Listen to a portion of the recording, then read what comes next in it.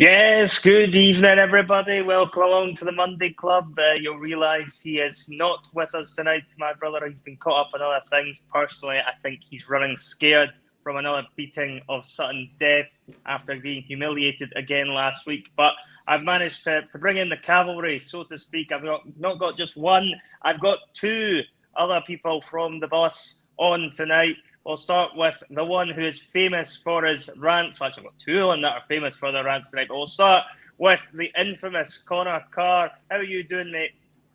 I'm good, mate. I'm glad to be on. It's been a while since you've been on, so it's good to catch up with you and see everybody again. Yeah, no, definitely. It's been a long time since we've done one of these together. So, yeah, this should be quite a good laugh, I would imagine. Plenty to get our teeth into, and I'm sure the judge will have plenty to say, as he always does. Mark, how are you doing, mate? I'm doing very well. Thanks for asking me. How's things with you? Yeah, not too bad. Not too bad at all. Looking forward to this chance to obviously reflect on another 3 points at the weekend, and also look ahead to a big game in Rotterdam tomorrow. So we'll get stuck into all of that. But before we do, we'll just take care of the usual housekeeping on the bus. So if you can, give us a wee like. That helps the algorithm of the channel. Give us a wee share. Slag our hair. Not many people can rock the quiff look. It's not a look that many people can manage to pull off. Unfortunately, I'm not one of the many. I'm one of the few. So, by all means, feel free to slag off our hair. Didn't go too hard on Connor. He's not got very much left. And what else have we got going on? We've also got the Pie Sports for your tasty 12.5% discount using the Bus 1888 code there. So there's a few things going on. Oh, and also Bhoycie Bus membership at $1.99 if you fancy becoming a member, like so many of you have done already. Right, now that's all taken care of, we can kind of look. First of all, let's look back at what happened over the weekend. Obviously, it was Dundee at home. It was an expected win for us. Turned out to be fairly comfortable after, a fairly innocuous first half, I would say. Not an awful lot happening. But we managed to go through the gears, I felt, in the second half with the substitutions. And I'm going to come to you first on this, Connor. Dundee at home, was that the perfect preparation for what lies ahead tomorrow night in Feyenoord, or would you rather we'd been playing somebody that might have pushed us a bit more?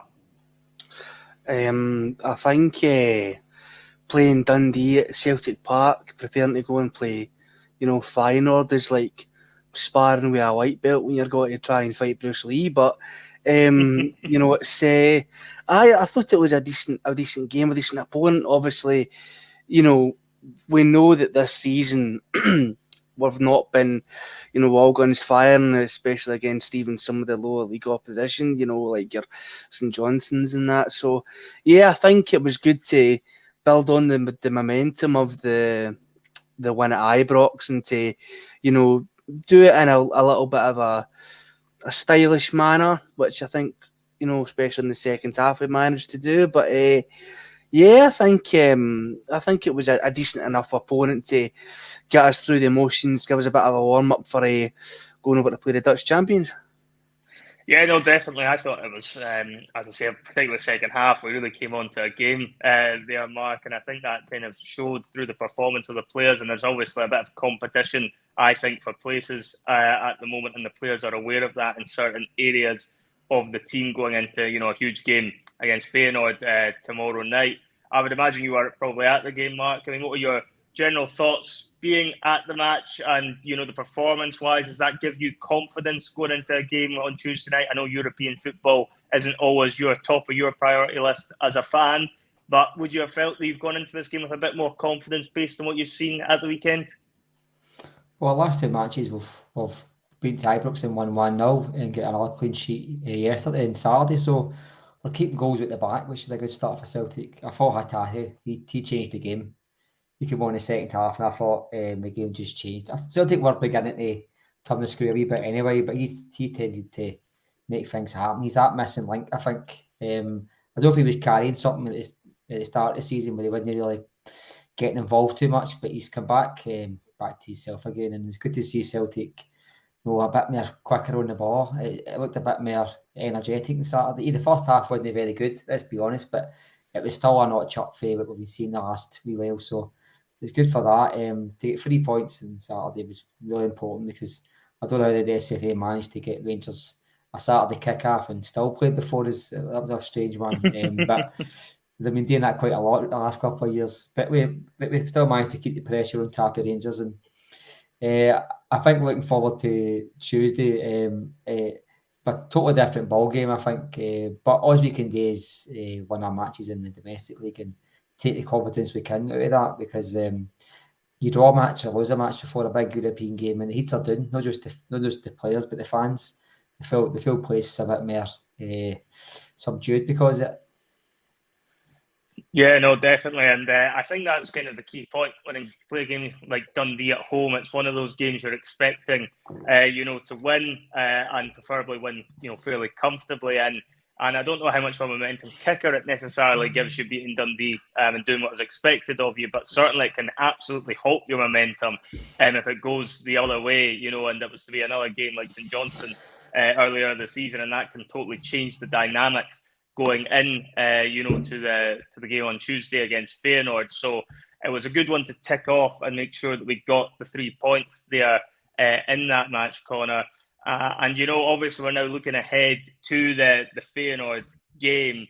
Brendan obviously is now looking at this as one of the main reasons for me as to why he's came back, the second time, is obviously these European Champions League ties, and that's what he's wanting to make a statement for, because rightly or wrongly, I think the first time around, I think Brendan Rodgers has probably been perhaps judged as if he could have done better in Europe on his first stint. Whether people think that's right or wrong, I think the majority of Celtic fans would probably fall in there that they would have liked to have seen more progress made in Europe. And I think from Brendan's point of view, that is something that he is desperate to scratch that itch, because I think from his standards as well, it's something he believes Celtic should be doing more in Europe. And obviously we're now on the eve of the first game, and I just kind of want to look at it and think, Brendan Rodgers obviously the first time around had a reasonable time of it in Europe. He did get some positive results. Anderlecht away being probably the standout, particularly in the Champions League if we're looking at that. But he was also on the receiving end of a few heavy beatings because of the style of play that he's tried to adopt the first time around, where he does, generally speaking, try and go toe-to-toe with teams, and wasn't really overly keen on being a bit more conservative the first time around. Based on what we've seen with Brendan that first time around, and now that he's had time away, and he's obviously still been in Europe with Leicester City in the intervening years, and by all accounts did extremely well there, getting into a Conference League semi-final. How do you think Brendan Rodgers is going to be different this time around with Celtic? Or do you think he's going to go with a similar sort of approach to what he did the first time around and see if we can go toe-to-toe with the big boys like he did, and see if we can, give them a bloody nose? Sorry, I was on mute for a second. Sorry, yeah, you were on mute. I think I don't think you get to a European semi-final, whether it's the Conference League or whether it's the Champions League final, without being adaptable as a coach in some sort of capacity. I think Brendan now, with his experience at Leicester, Leicester, especially now, are no, they're not necessarily seen as like one of the big guns in England. Yeah, they had a good spell for a few years, but they were never seen as in the like a Tottenham or Spurs or Man City or Man U. So he can't roll up to the Etihad and try and go gung ho all guns blazing, and he didn't do that, and he got results against these absolutely amazing teams who have absolutely amazing players. So he's proven he can do it before. Obviously, I think it was a bit different when he first came into Celtic. I don't know if maybe the thing was they expect this style of football, the Celtic, the way the Celtic play. I'll just go for it and come at me.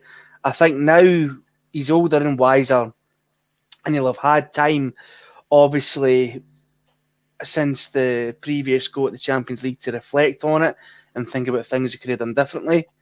And I think that may help us to actually get a couple of decent results and not get on the end of a couple of spankings. Because, I don't really think there's any teams in this group that you would go, oh, that's guaranteed we're not getting any points out of that team, those fixtures, like we did last year with Real Madrid. So I think it's definitely, there's there's hope there. There's hope in the air, and I think a lot of people are, kind of on that train of thought that Brendan can lead the Celtic team, no matter how bare bones it may be in some areas, to getting a result and getting some points. I mean, I know people right now are saying they'd bite your hand off for a draw, especially because they're playing very, very well, and they just beat their previous opposition. I think it was 6-1 or something. They were done by half time, and they're obviously the Dutch champions for a reason. But you know what? I can get 2 results right, get 2 draws against arguably the best side in world football at the time, which is Man City. I think Brendan Rodgers got it in it as a man and as a coach, and with these players to go and get a result away in Feyenoord.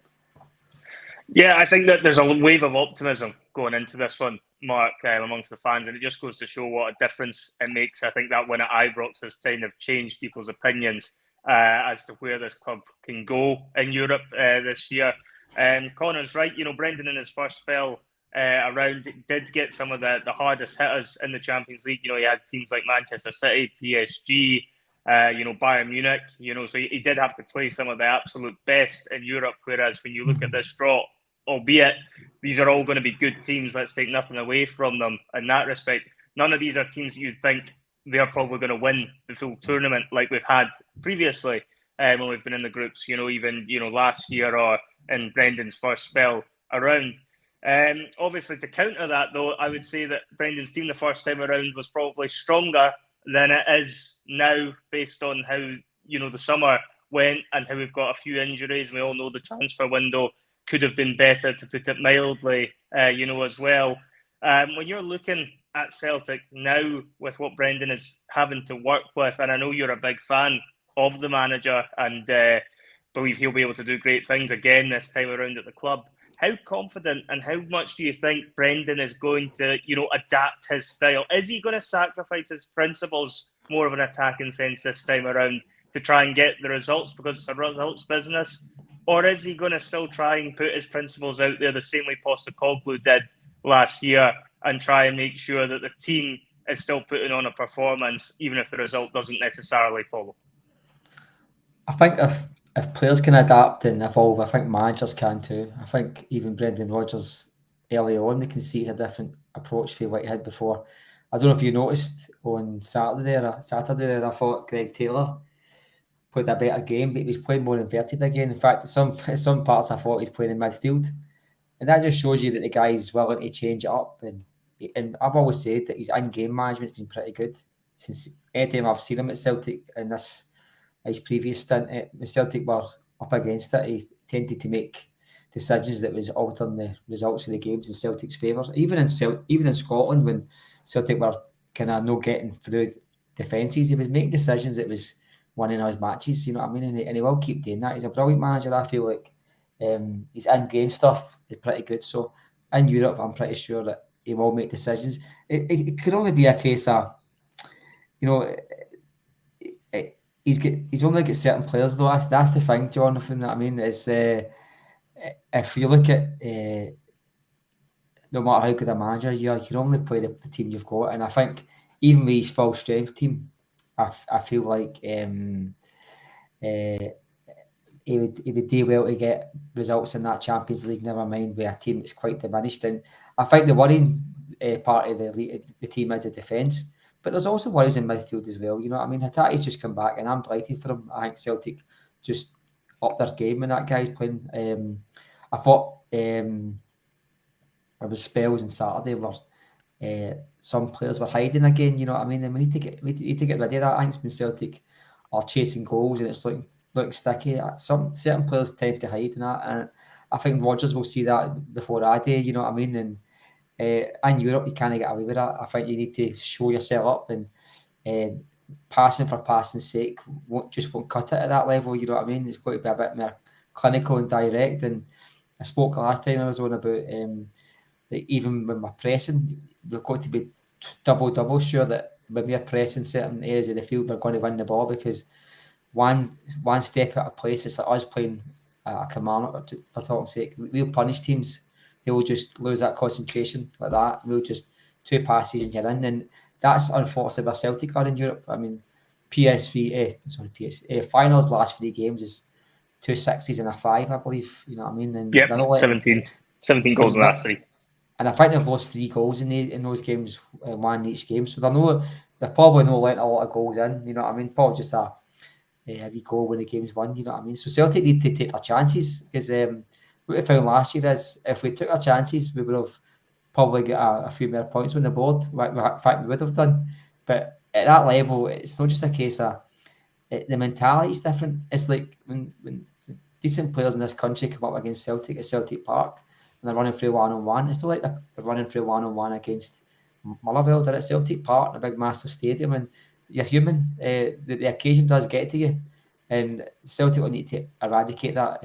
I think Kyogo playing a couple of international games will be good for him. You know, it's a bit more experience at the high level, and who knows what will happen this Champions League campaign. I think we'll get the right manager. And one thing Brendan Rodgers won't do what Ange did, he will sacrifice the team for his own benefit in terms of looking good, all style and no substance. You know what I mean? I think he'll definitely make changes to. And let's get one thing clear. When Brendan Rodgers 2 campaigns in the Champions League, he was playing the elite, Bayern Munich, Man City, PSG. That was the teams he was playing. Mm-hmm. You know what I mean? Barcelona. Throw in an Anderlecht and throw in a Werder Bremen. If that's a league, you're finishing bottom or second bottom in that. You know what I mean? There's no doubt about that. That's top drawer football. And there wasn't many games apart from the obvious ones where we get scudded. I mean, Man City home and away, I thought we matched them. Bayern Munich at home, I thought we matched them. Werder Bremen, I think it was, or Gladbach, however it was. No, it wasn't Gladbach. I was watching Gladbach. Gladbach. The away game we should have won. Cal McGregor fluffed it in the last minute, and I think at Celtic Park we kind of just, for whatever reason, didn't show up. And then we won an away game as well. So I think his record in Europe isn't as bad as what it seemed. They got us out of 2 group stages, so the guy wasn't that bad. I think if anybody can improve on the park, he can certainly improve us after the park, and I think he's the kind of guy that can do that at Celtic. You know what I mean? He's an in-game manager. He makes decisions that will benefit the team without a doubt. Yeah, no, definitely. I think Brendan is somebody that will be looking at this corner as an opportunity to improve upon that. Just before we move on, massive thanks to Kieran Gillooly, who put in a $4.99 donation while Mark was chatting there. So that's much appreciated. So nice one for that, Kieran. But when we're looking at it, from Celtic's standpoint, with Brendan Rodgers now obviously being more experienced, having those games to fall back on from his first spell, I think he'll be pretty happy with how this draw is looking on paper. There is obviously question marks about the team that he's going to have to put out for this one, Connor. We're debating who's going to be playing in defence. There's question marks after last season as to who's going to be scoring the goals, because there wasn't an awful lot of them either. And obviously, I think what I'd heard before coming on here as well is that there's actually potential injury concern for Nat Phillips as well. So he might end up being posted missing tomorrow, is what Brendan has said in his conference, I believe, tonight too. So there's going to be a few things to try and work our way through in terms of the actual squad selection. And, Brendan's probably the most frustrated out of anyone. I would think that he's not going to be able to field a full-strength team and give this a right good go. Are you expecting, though, Connor, him to put any tactical surprises in there? Are you perhaps expecting a formation change? We've seen it before with Brendan. He has gone to a back 5, and I know it was discussed on the Sunday Blether yesterday about who would start, alongside Nat Phillips, because that seems like if he's fit, he's definitely going to be one of the centre halves by all accounts. I would imagine that's what he's been brought in for, and it was more a question of whether it's going to be Lager Bielka or Scales alongside him. Could Brendan Rodgers, as Mark rightly alluded to, with Feyenoord scoring 17 goals in their last 3 games, could he be even more conservative and actually go with both the defenders, to try and make sure that we've got that suitable bit of protection? Or do you see him throwing another curveball in? Or is it going to be more of a case of Brendan kind of similar sort of selection to what he's been doing so far and similar to what he did at Ibrox? Yeah, I think it might be along the lines, might play a different style, might not necessarily pick a different formation, but I think now, obviously, I think with Phillips reportedly having an injury as well, I think the back line will be Scales and Lagerbielke. And the funny thing is but Lagerbielke gives me the fear a wee bit. I mean, I don't think he's a bad player, but I think he's had a few games under his belt, and he got thrust into the atmosphere at Ibrox, and he was left wanting. He looked like a deer in the headlights. And do you know what I mean? If there's one country in the world that can put on a bit of an atmosphere, especially in Europe, it's the fucking Dutch. So I've concerns about how he might handle the pressure tomorrow night, especially considering his Champions League. I don't know what his experience is like in that. I can figure not a lot. Scales, I think obviously Brendan's done whatever he's done. He's waved his magic wand on him, and he looks like he's a bit of a player this season. So I think he looks like he's riding on a bit of a crest of a wave right now. So I think he'll be fine. I think he showed that at Ibrox. I think if you can go and put in a performance like that, put in a shift like that against Rangers at Ibrox when their tails are up and they think they're going to go gung-ho and absolutely leather these, I think you can probably do it anywhere. But with Lagerbielke, who really, really concerns me. But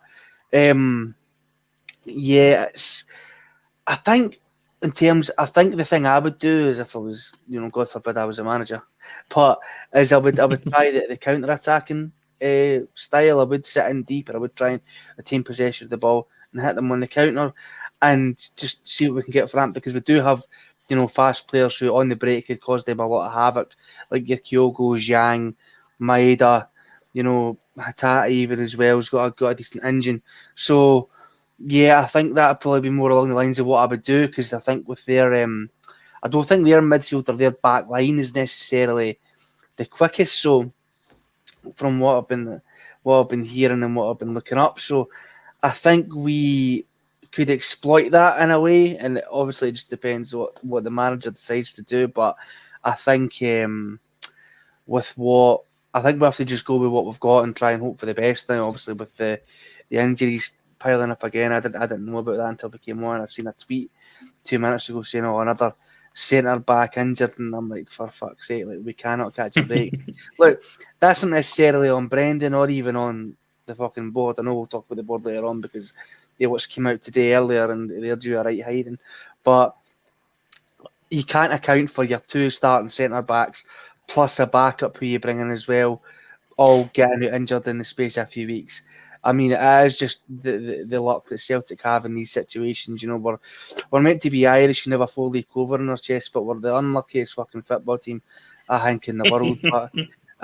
But we'll just have to wait and see how it goes. I mean, I've got my hopes pinned in a 2-0 win, so here's hoping my prediction comes true for once. Well, I definitely think there's going to be goals in this game, Mark. I would be surprised if either team keeps a clean sheet. I like a wee bet at the bookies, and if I was going to be putting a bet on this one, I think there is a certainty of goals, because I think Celtic look fragile to me at the back. I think it's going to be a bit of a makeshift defence, whatever ends up going out there. Apart from Alistair Johnson, you could probably argue the other three all need upgraded in the back four. You could argue the goalkeeper needs upgraded, as well. And that if you wanted to have a really good go at the Champions League, those players all need to be improved upon, albeit the jury is still out on, Lagerbielke, because he's only just came in the door.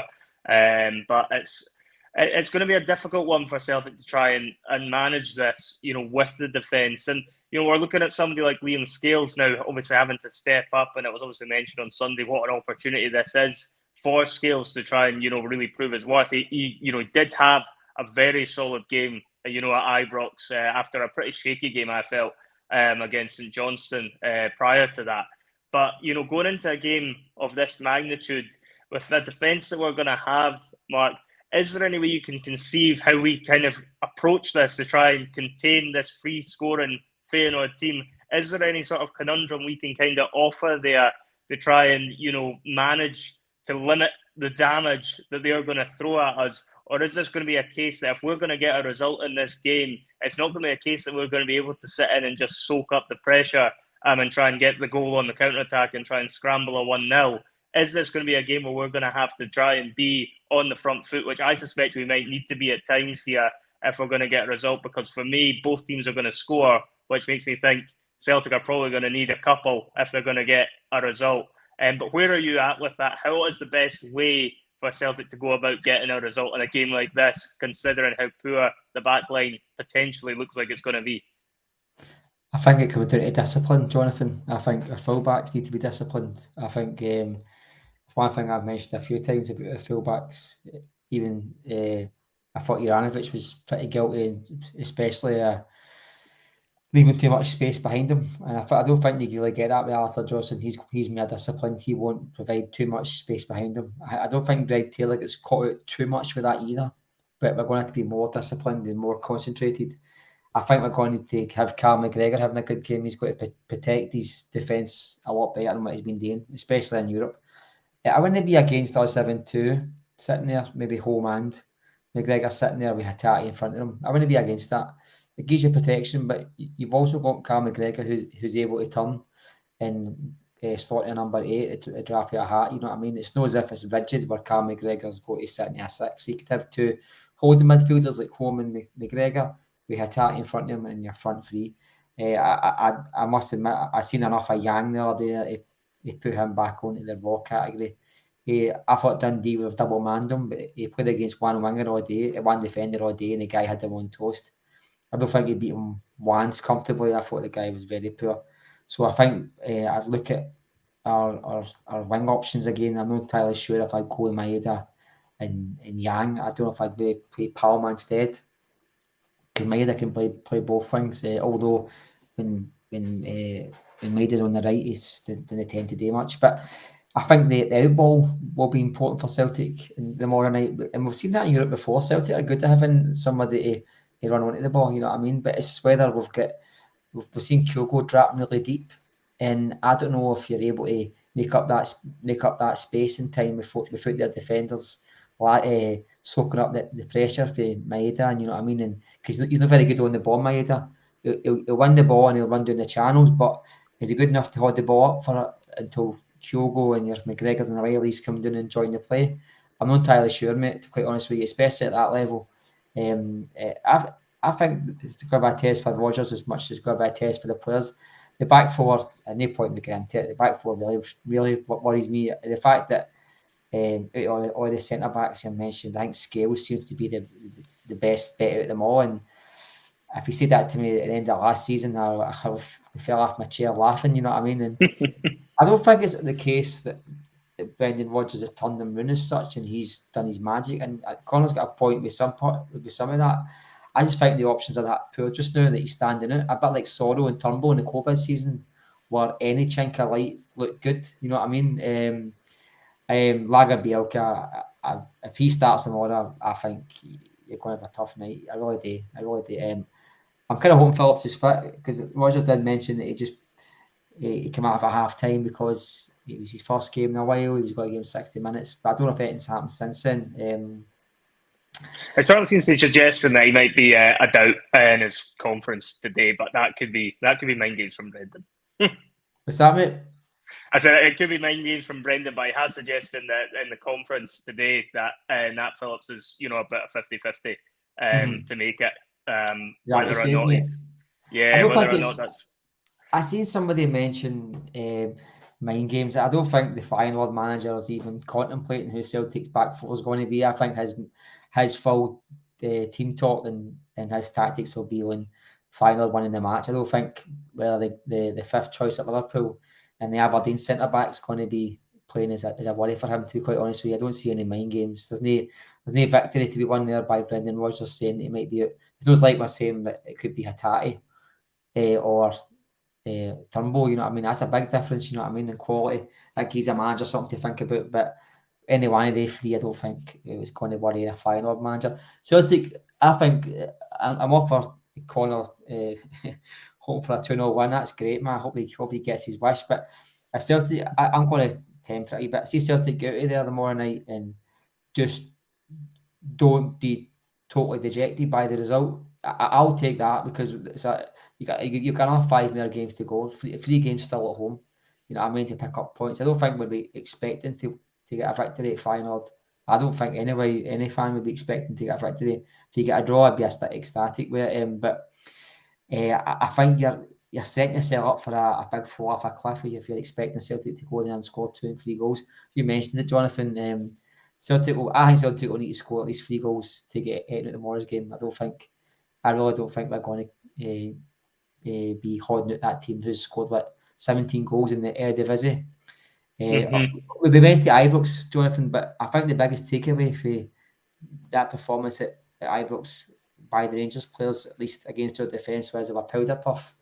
You know what I mean? And they weren't having last-ditch challenges and clearing things after line and just being solid. Celtic played a really good game that day, tactically and individually. There was a lot of good performance, but I think the Rangers players didn't light the place up with their performances either. You know what I mean? It takes a mixture of both sometimes. That game could have easily played out kick for kick with a different scoreline, let's be honest, Jonathan. I think Feyenoord tomorrow, I think one of the biggest things that's going to be a test for the Celtic fans tomorrow is we hate the fact there's a lot of snobs in football and people look down their nose at us and don't rate the Scottish League. We're doing this with Feyenoord. We're no associating this team with having a right good pool of players, and just these are the champions of Holland. I think they lost 2 games last season. They put 8 past Shakhtar Donetsk. This could be a team on par with a good Italian or a good Spanish team. You know what I mean? But we're turning into snobs here a wee bit, and we're the one that's playing it down like we should be going to places like Feyenoord and not to pick a score, but just be expecting to get a 2-0 win or hoping to get a victory or a draw. I think we're on Clyde Cuckoo land if I think Celtic are good enough to go and go to these stadiums with anything other than with a tactic to limit their chances and then hit them on the counter, because that will be the tactic. We will not go there to dominate possession, and if we do that, it'll be short passes along the back, which will give me grey hairs watching that, to be quite honest with you. Yeah, I can't imagine we'll have lots of the ball at all tomorrow. I think it is going to be one of these games where if a result is going to come, we're going to need some solid performances from, not just the back line, but we're going to need something big from Joe Hart, in goals as well. It's interesting, we're obviously talking about Feyenoord, and I think perhaps because they're not as, sexy a name, if you like, as the other pot 1 seeds, we're feeling a lot more optimistic about our chances. But we do have to temper that slightly, Connor, because, obviously Mark's touching on the Rangers game. Rangers did play PSV to get into the Champions League, and they got absolutely scudded when they went over to Holland. And Feyenoord proved last year that they are better than PSV, and obviously we proved a couple of weeks ago that we remain better than Rangers. However, I think that's something we have to look at and think there is a warning sign there as to what these Dutch teams can do to you if you don't perform at the highest sort of level. Obviously, nothing's going to be won or lost tomorrow. There's still quite a lot of games to go in this. But how significant is the sort of performance and the result in terms of making a statement in this group or making the narrative in this group as to where this is going to end up for us come, match day 6? If we end up on the receiving end of a doing and we get beat 3, 4, 5s, and that can have a knock-on effect, both going into domestically against Livingston at the weekend, but then potentially that's already set the tone for the actual campaign, as well, that, oh, fuck, we've been done by Feyenoord in a game we thought we had a chance in, and they've absolutely pulled our pants down.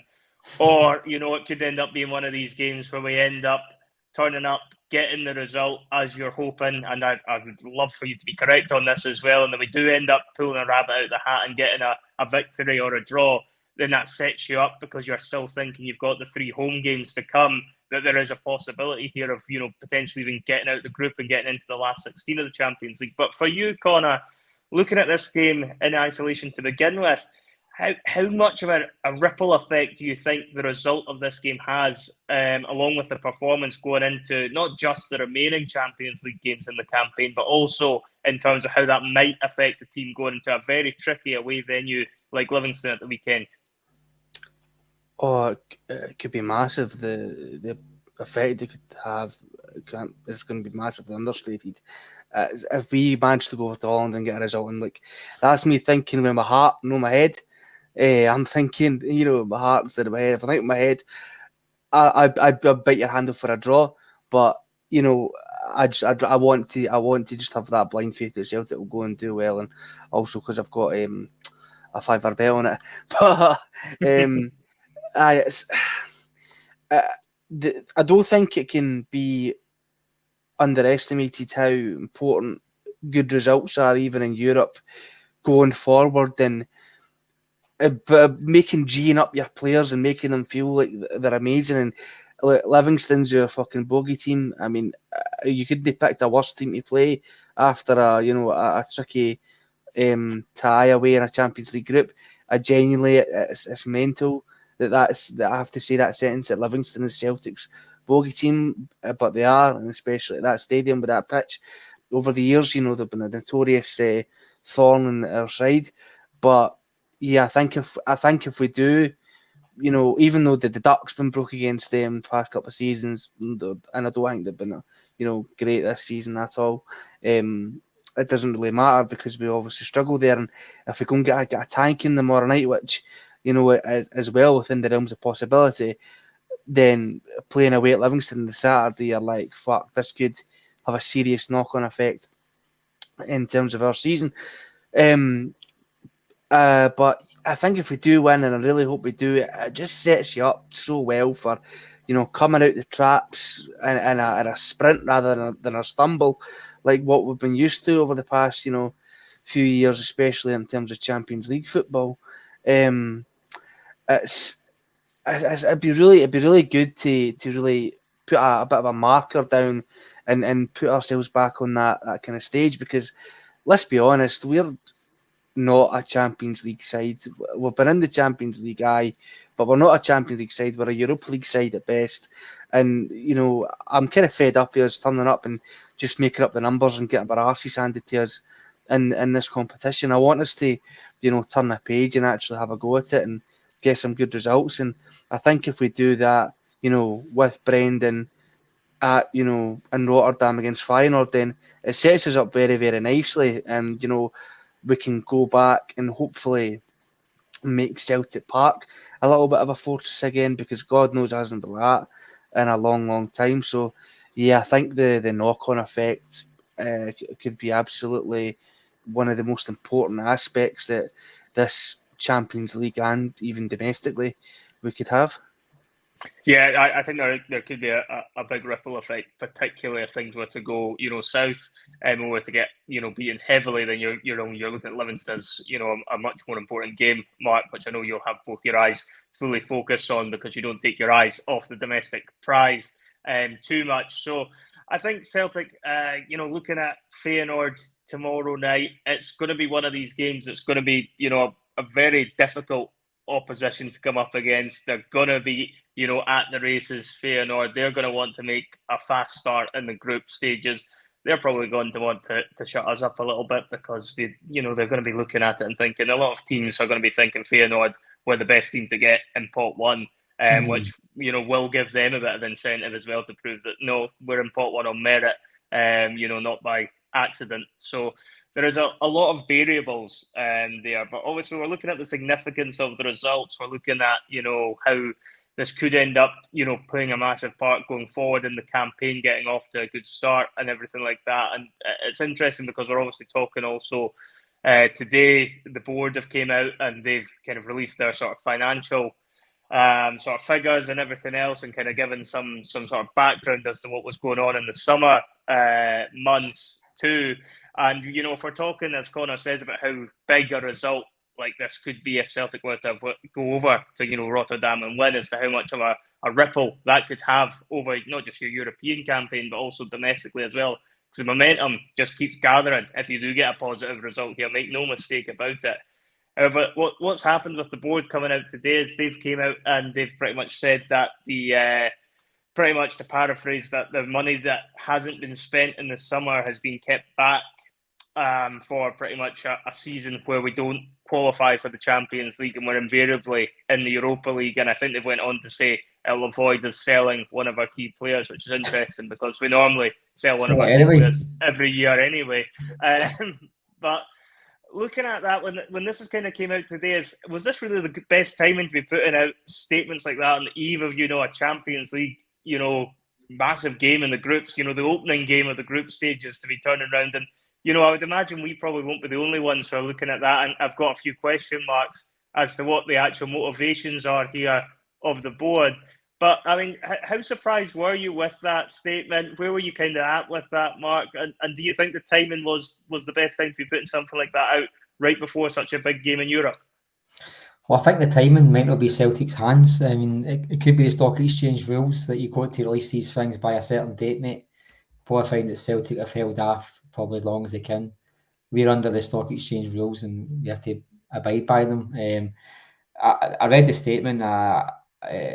The first massive statement was Peter Lawwell telling the fans that the 70 million. In fact, he stated 4 times that some of the figures are non-reoccurring, i.e., the money for the COVID payment and the money for Ange Postecoglou. That amounted to £13 million. I don't think £13 million was the key figure in that statement. You know what I mean? I think that's a bit of a deflective tactic. 4 times they mentioned that non-reoccurring costs, and they stated that the biggest aspects of the financial figures being so good was the Champions League and player sales. Well, first of all, if you want to secure Champions League football every season, you've only got to beat Rangers and then take on qualifiers, should that be the case. If the coefficient goes down, well, give yourself the best chance to get there. Back the horse, you know what I mean? So they're actually, the shite they're talking there is unbelievable. I've already saw on Twitter guys with balloons and hats and scarves praising the board and all the rest of it about how good a job they're doing. And no, we win trophies and we get to places like the Champions League in spite of your board's tactics. I mean, come on to fuck. I mean, £72 million in the bank, and that's getting saved for a rainy day. We went through COVID for a season and a half. One of the seasons we had to pay back fans a settlement for a season tickets. And then the following season, give them £50 vouchers for the club shop. We've done all that. We've been through the storm. We've been through the perfect storm, and then for a club who've been telling us for years that we budget for the Europa League and Champions League's a bonus, now it's the opposite. Now it's Champions League's the gain, but we're scared in case we're going to get Europa League. If you look at his statement, take 10 minutes to read it later on. As I said, he mentions it 4 times. He's totally tempering the mood. Bear in mind, this was a statement to the stock exchange. This wasn't a statement to the Celtic fans on the Celtic View. They knew exactly what this was going to be going. This would be going on our social media. This is because this is in 1999. This is available on the internet at the drop of a hat. So you can't hide the money. The money's there in plain sight. So what Celtic have done is they've chosen the tactic of trying to temper expectations by telling us all that expecting us to spend money on a left back and a keeper is unrealistic. I mean, they mentioned all this money on player acquisitions, etc. And reading between the lines on all the figures, that was new contracts for Maeda, which I'm still not sure about. A 5-year deal on Cam McGregor, which fucking baffles me. Kyogo, a new deal. Scott Bain, all the rest of it. And I just knew as soon as the deals were happening, this is going to be put towards the big narrative that Celtic have invested this summer. I just knew that there going to be any investment on the park, and we've seen it. £13 million or whatever as we've spent, and £17 million in the bank. And there was just something. This is one crucial thing. There wasn't one statement between the chairman, chief executive, or any other person speaking on that thing that they promised to reinvest in that team to get to any next level, to create further success for that team. Just praising their own work. There wasn't any point in any statements was Celtic want to get to the next level, or Celtic we strive to be the best we can be. We're committed to investing in this manager's vision for the club. The fans who's backed us, who sold 54,000 season tickets for a season ticket campaign that was that we watched on a stream in our house during COVID. The following season we did it for many a game. And then now we joined into a campaign that was headed by We're All In, and that was a bit of a laugh, considering that it was first fronted by the manager who left after stating We're All In. You know what I mean? And I just don't understand it, how it can. See if I see one Celtic fan on Twitter or any other social media like claiming this is some sort of victory. This is a slap in the face. See if you're a Rangers fan looking at this stuff tonight, you'd be laughing at us. The situation we're in, no on the league, and we're taking the league 4 points and we're looking good and the rest of it. You'd be laughing at like us sitting there praising the board for having that money in the bank. But they're not going to spend it anyway, Jonathan. We're proving that time and again. Sure, we're not going to have this conversation on January the 29th, are we? Us three sitting here saying, well, the big players are coming in the 30th of January. Is that what we're going to have again? Then it'll be the same in fucking summer, same next January. It's just not going to happen. And nowhere in that, they mentioned the Barrowfield. We could have planned permission for that years ago, I'm sure, the Barrowfield. I mean, a couple of £1 million is going to be invested in that. That'll probably be half paid for by the council, sponsored by this. You know what I mean? It'll probably be rejuvenating the area. It'll probably be like, because it's women's football and all, there'll be handouts by the government. They'll be back to the Hilton. This isn't a £20 million investment. You know what I mean? This will be minimal. You know what I mean? In terms of, put it this way, it'll not come at the cost of Burnaby, put that way, and it'll be put across to the Celtic fans that we've got to be grateful for the club are reinvesting. We've had a training centre that was built in 2006. The total was phase 1 of 3 phases. They're not even fucking put a new shower head on it since. You know what I mean? That's just. This club, they shaft the Celtic fans at every single turn. And one thing, I don't think the club could help with the timing, because even reading that, you could tell that they're leaving that daft. Well, saying that, they released an anniversary kit on the day of the transfer window deadline, even though they didn't sign any players. That just shows you how much thought they put into how the PR runs in the club. So it really surprised me, but I think they might find it's a deadline for you to release your figures, and it's probably passed or it's about to pass. You know what I mean? And that's why, because Celtic put a notice out in June or July saying that they've made far too much money, far more money than what they were expecting. So they've knew these figures have been coming in for a long time now. They've just held on to them. I dare say that if they'd released these figures in the middle of August there before the window closed, the clamour for us to spend money would have been through the fucking roof, even more hyper than what it was. And folk like myself who were begging for us to spend money would have had a bit more credence. I say we had between £50 and £80 million in the bank. We're at 72, so we weren't that far off, even though we were told that it was ridiculous mathematics. But I'll let Colin, I'm sorry. But one thing, before anybody gets excited about the figures, just read between the lines about, read Lawwell's statement for a start, but read between the lines of what's getting said here. We're planning for Europa League football instead of shooting for the stars. You know what I mean? We were always given the story where we'll budget for Europa League. If we get a Champions League, it's much better.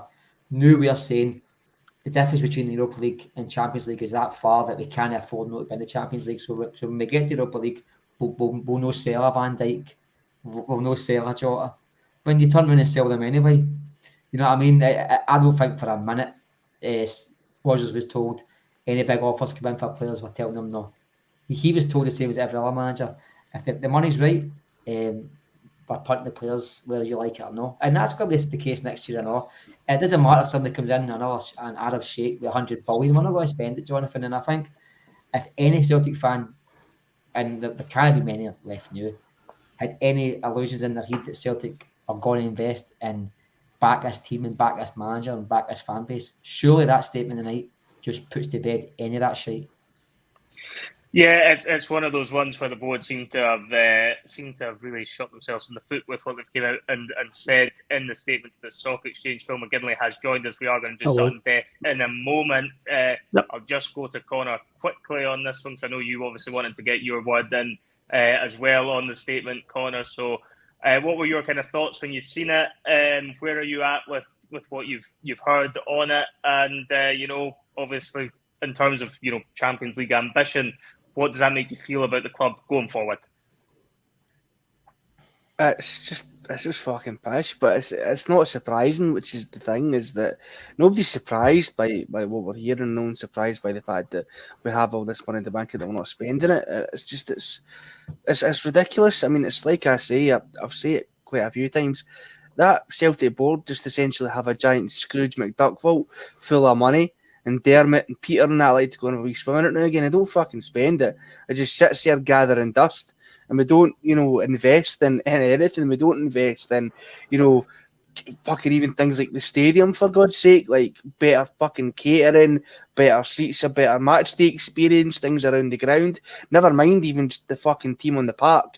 It honestly gets my goat, because we follow this club through thick and thin, and all of us have followed it through different iterations and have came in at a different time, and yet we've been there through the good times and the bad, and we still come back, we still fucking pump money into it constantly, despite the fact that some of us throughout our lives could either be out of work or struggling or having to pay off cars or loans or bills, whatever the hell's going on. We still make that sacrifice to support the club that we've been brought up with to love, and all these fucking toffs and Tories on this board can do is just spit in the face of the supporter, and it's disgusting, and I'm fucking so angry about it. But I think Mark summed it up more eloquently than what I can ever put. But the way I'll just say this is just fuck the board and never take your eyes off these bastards. The only way that we could get them to really see and really invest is if we hit them where it hurts, and that's in their pockets. And the only way you could do that is if people didn't turn up and didn't pay for the merchandise and didn't, pay for their season tickets. And we know we're not going to do that. So it's a catch-22 at this point. And I think all we've got now is just blind hope that the board eventually just wake up one day and they'll have an epiphany that if we actually try and invest, we can maybe progress further in these competitions. I mean, for God's sake, the most we can aim for right now, and it's not even necessarily realistic just because they bastards managed to fluke to a final a couple of seasons ago, is getting to Europa League final. But when you look at some of the teams in that, you've got your Liverpools and all that, like the massive teams, it's like, and we're not getting, anything back for it. All we're getting now is the thing we've been used to for the past 10, 15 years, fucking pumping Rangers to the league and getting to the Champions League / Europa League and then getting our arses handed to us, and maybe now and again we'll get a couple of results. And it's rinse and repeat and rinse and repeat. And it just goes on and on and on. We're like a fucking green and white hamster running on a fucking wheel, and it doesn't seem to stop. And I know, I'm just getting sick of it. And it's really... Do you know something, just very quickly? See, when the government offered all the teams in Scotland's top flight a £2.5 million COVID payment interest-free, do you remember that? One club knocked it back, Celtic. Do you know why? Do you know why that was? Can you tell me why? I know the reason. So, see, in terms of conditions where during that period, no board member could take a bonus. Any club that took the money, no board member could take a bonus. And that's the only reason anybody with a brain would tell you Celtic knocked that back. This is facts. That's black and white. That the terms and conditions is you took that money, you couldn't take a bonus at board level. And we all know the board are Tory bastards, and no bonus, no chance. They'd rather just knock back at £2.5 million and no buy a player instead. Fact. Yeah. It's one of those ones. I think when it comes to the board, I think it's kind of similar to what we've all kind of suspected for a little while, that and a lot of people touched upon it after Ibrox, that the win there was done in spite of what happened in the transfer window. However, hopefully it will be a similar result tomorrow night, and we'll be able to pull off another miracle result in Rotterdam. Against quite the odds, I would say. With what's been coming out in the statements today and with the fact of where the team is at. But on a more positive note, we have been joined by Phil McGinley. Russell might not be here to do sudden death. I'll run the gauntlet with one of these two guests instead, so they can fight amongst themselves as to who wants to give it a go. But how are you doing, Phil? I'm all good, mate. Yeah, I'm excited for tomorrow night. It's Champions League time, so I'm always into all that stuff. Hopefully it's not in the pits of despair at full time, but I'm quietly optimistic that we'll come away with something. So Fingers crossed. So, yeah, this time tomorrow night, we'll just have kicked off, won't we? So, oh God, the nerves are kicking in already. So, looking forward to it, man. Yeah, no, I think I'll let Connor play the really game with you, John. I played it last time, so it's only fair that Connor gets a shot this time. Well, I feel like I'm running the gauntlet against most of the bus contributors at the minute, because I feel Russell's just not giving me much competition at the minute at all. So we maybe need to get ourselves a league table to find out exactly where I sit in this. So I'd say Mark's maybe number one, but I'm certainly pushing there, I think, in second spot. Certainly there. But find out where Connor falls.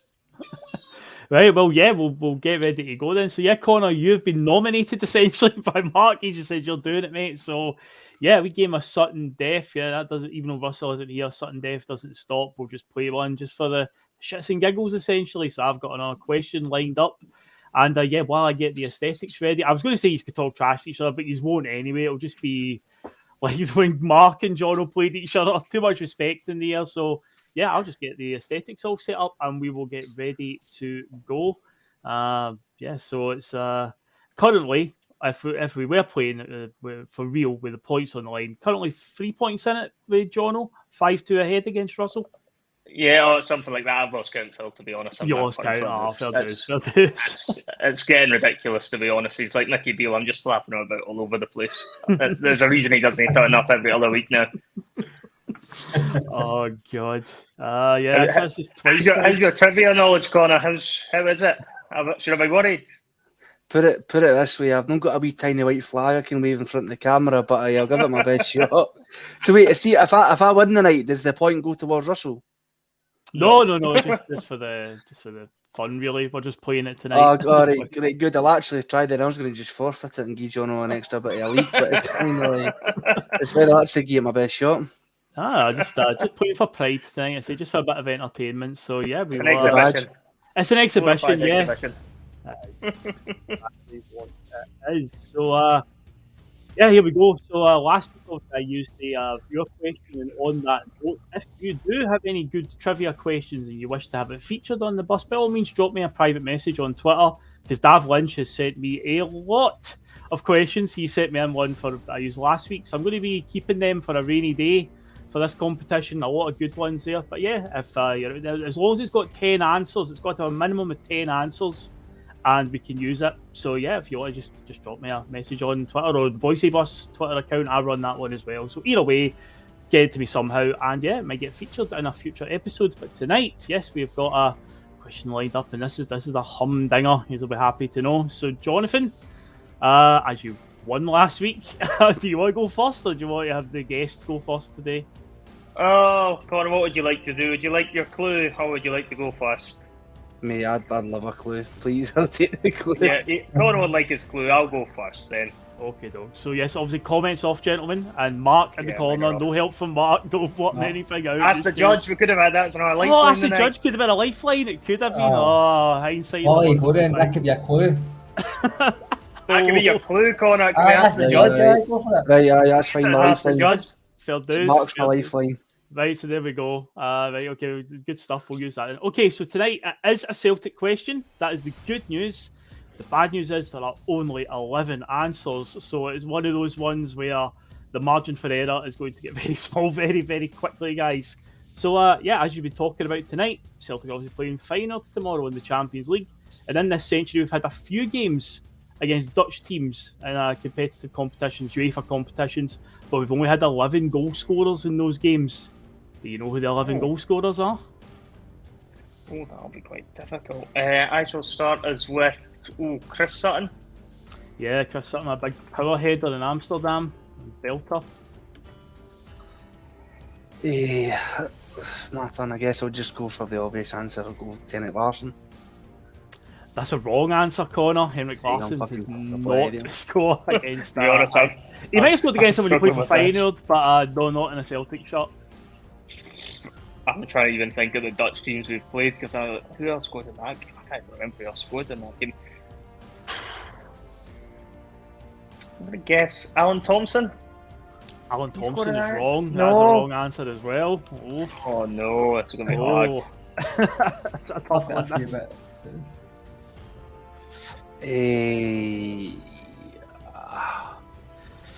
I'm going to go with John Hartson. John Hartson's wrong as well, but it's still only 1-0, so still very close. We are Bono struggling. looks like he's struggling as well. And it's only 11 answers. It's a tough question. I'm trying to even think of teams who've played from Holland recently. Yeah. Kind of thing. I'm going to say Chris Commons. No, not Chris Commons. You're close, by the way. Hit the post on that one. It's obviously there. Oh. Agonisingly close. Oh.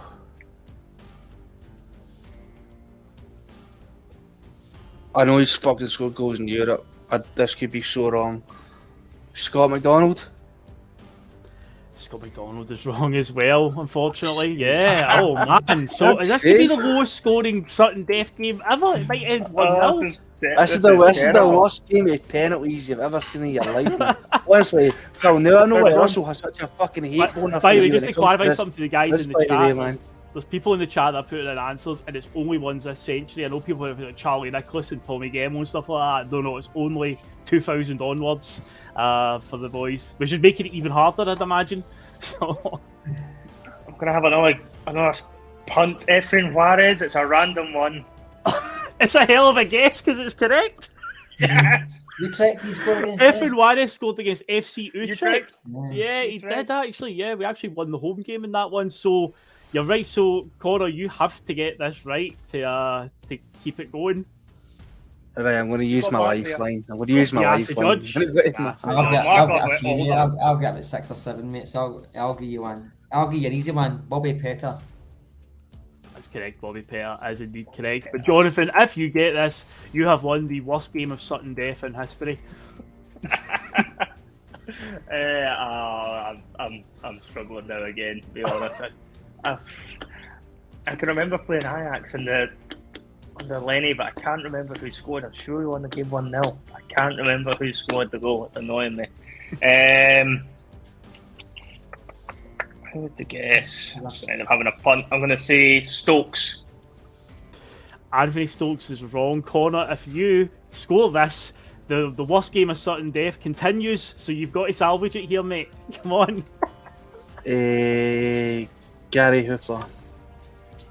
And Gary Hooper is wrong as well, so Jonathan does win 2-1 in the end. Oh, yes, what a win. Wow. What a game. You see behind us. So, right. Mark, you said you had a load written down. Tell me what you had written down, just see how many you had. Right. So on top of that, I've got a Gat, Forrest, Beaton, Lustig, Yep. Juarez, Sutton, Petter. Yep. Anyone? The only ones that you've... Petter, Sutton, Agat, Forrest, Beaton, Lustig, and Juarez. Yeah, you've got all of them are on there because the ones that you didn't get, I say all I've got left on the list was Didier Agat, Georgios Samaras also scored the Utrecht Samaras game. was my next guess. Then we lost 4-0 out in Utrecht.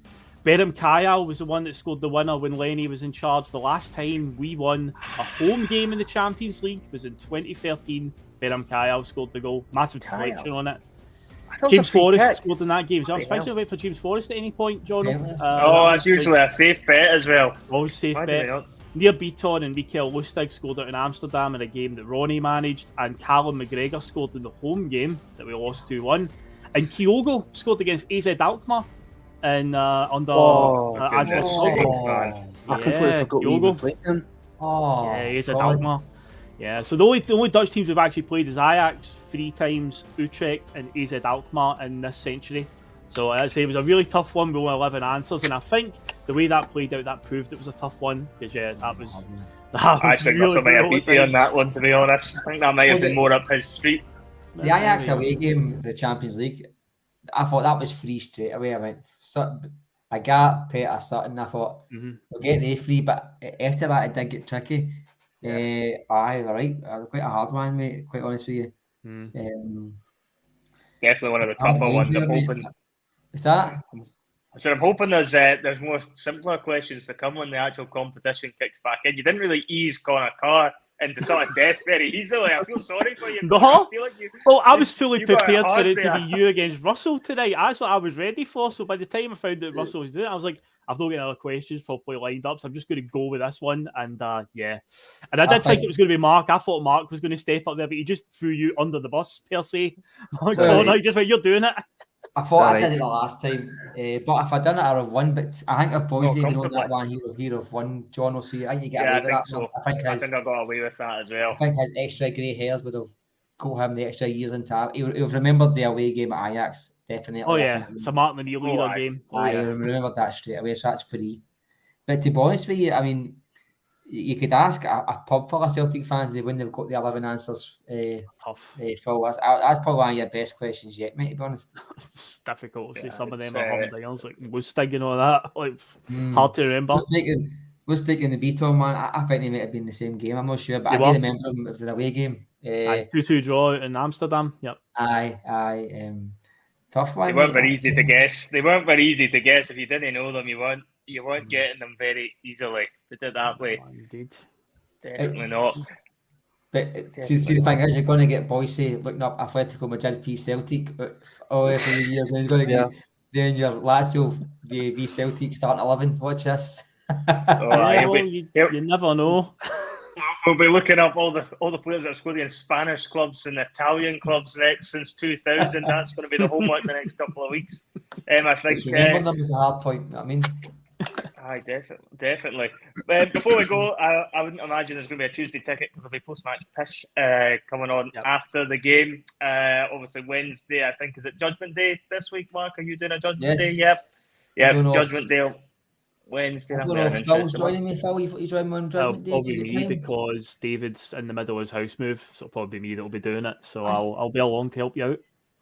That's the biggest move. I've seen countries move. You know, they're immigrants faster than David Mufus.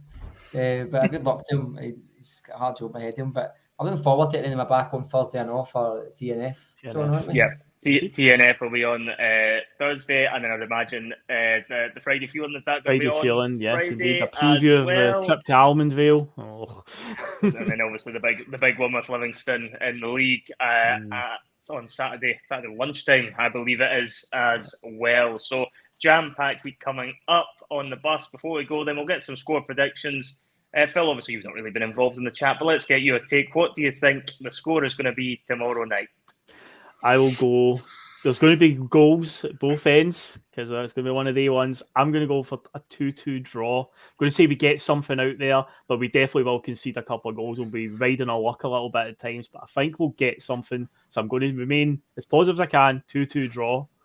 2-2 draw. That's hilarious because that's the exact same scoreline that I've got written down as well. I think both teams will score. I think it'll be a very open game. It should be a good watch, I think, for the neutrals as well. And 2-2 would be ideal. Connor Carr, you've already said 2-0 after the conversation we've had tonight. Are you changing your mind? Are you sticking at 2? My heart says 2-0 Celtic. My head says 3-1 Feyenoord.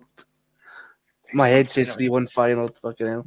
That question's done me in for the night, Phil. You're an arsehole. I hate you. Sorry. We'll go to the master of positivity. I'm sure it's going to be back in a big Celtic win tomorrow night, Mark. What are you expecting tomorrow? What's the score going to be? Give us something positive to finish. Oh, fuck. You came to the wrong guy. I said 3-1 to Feyenoord and Connor just stole my thunder there. But I tell you something, I wouldn't put it past Celtic getting a result tomorrow. I don't think it's beyond Celtic to match their game plan. You know what I mean? Cam McGregor to stand up in big games. Sometimes he can do that. And I think if we get Hatate on the park for the start, that's a big bonus for Celtic.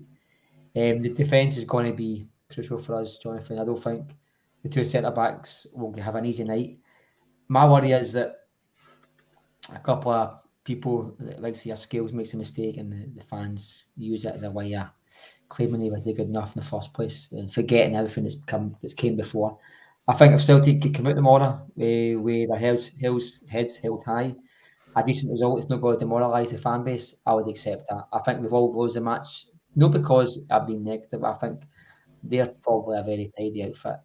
I'm not going to change my mind on that, but I would not be shocked if we get a draw at this match. I wouldn't be. I think we'll score, but I think they'll score 3. I think if Celtic get a result tomorrow, we'll need to score at least 3 goals, I'm afraid. And that might not happen, but you never know. With Kyogo's on the park, nothing's impossible, mate. Not impossible. It's never impossible. That's the positivity we want from Mark. You know, there's a possibility of a draw. We'll take that and we'll run with it. But that's really it for another Monday Club. We'll be back, obviously, as I said, throughout the week with all of your content as usual. Maybe Russell might turn up next week. The clock is ticking, Russell boys. Sudden death will resume next week. I will get another win. Hopefully, Celtic will follow suit tomorrow. Good night. Cheers, guys. Good night.